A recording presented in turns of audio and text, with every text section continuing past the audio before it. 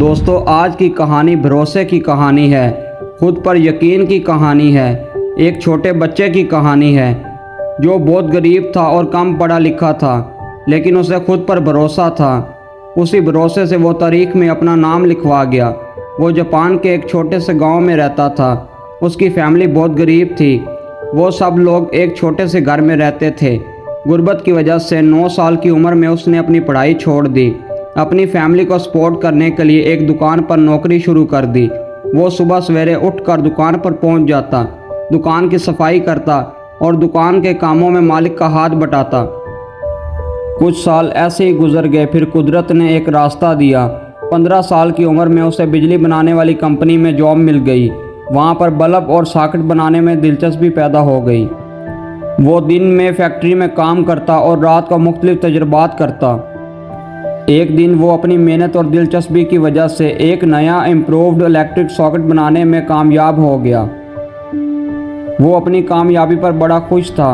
उसने अपने बॉस को जाकर अपना सारा काम दिखाया और उसने ये कहकर रिजेक्ट कर दिया कि बेटा ये मार्केट में नहीं चलेगा।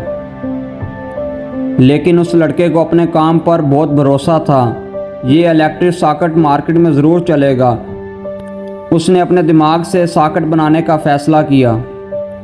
उसने अपने दोस्तों से इस बारे में बात की और किसी ने ना ही उसकी मदद की और ना ही उसकी हौसला अफजाई की। उन्होंने कहा, अच्छी भली जॉब छोड़कर अपना काम करना बेवकूफ़ी होगी उस सॉकेट के लिए जो उसका बॉस पहले ही रिजेक्ट कर चुका है। ना ही तुम पढ़े लिखे हो और ना ही तुम्हारे पास कोई काम करने का तजुर्बा है और ना ही तुम्हारे पास कोई पैसे हैं, इसलिए तुम इस चक्कर में ना पड़ो।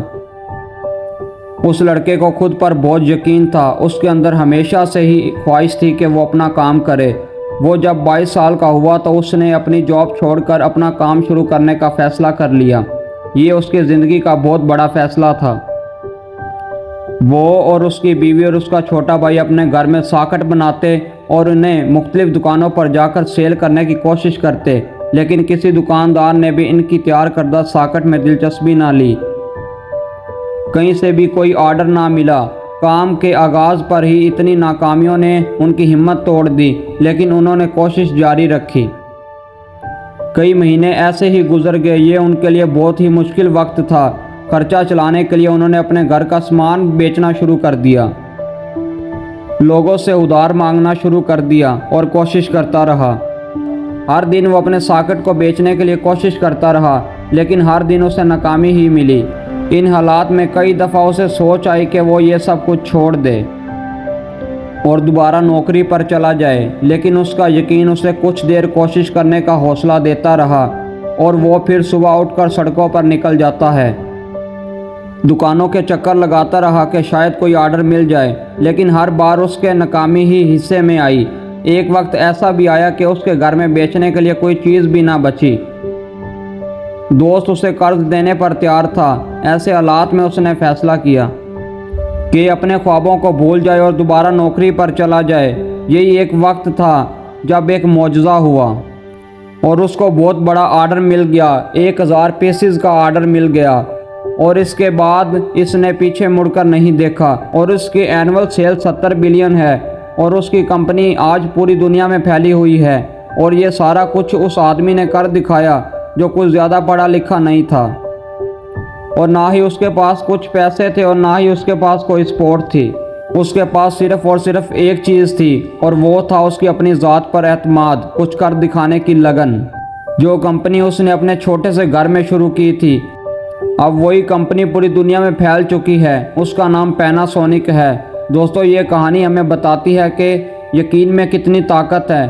कामयाबी उस बात पर डिपेंड नहीं करती कि आपके पास तालीम कितनी है, आपके पास पैसे कितने हैं। कामयाबी सिर्फ खुद के यकीन का नाम है। अगर आपको भी कामयाबी की ख्वाहिश है तो बस खुद पर यकीन रखें, चाहे कोई आप पर यकीन करे या ना करे। और कोशिश करना ना छोड़ो, खासकर जब दूसरे आपका हाथ छोड़ कर जाएं। कुदरत आपको आजमाती है, आपके हौसले को, आपकी हिम्मत को आजमाती है। और जो लोग साबित कदम रहते हैं, नाकामियों के बावजूद हिम्मत नहीं हारते, कुदरत उनकी मदद ज़रूर फरमाती है। उनकी ज़िंदगी में मौजज़े ज़रूर होते हैं जो उनकी ज़िंदगी को बदल कर रख देते हैं। हर रोज़ कुछ नया करो, कुछ नया सीखो।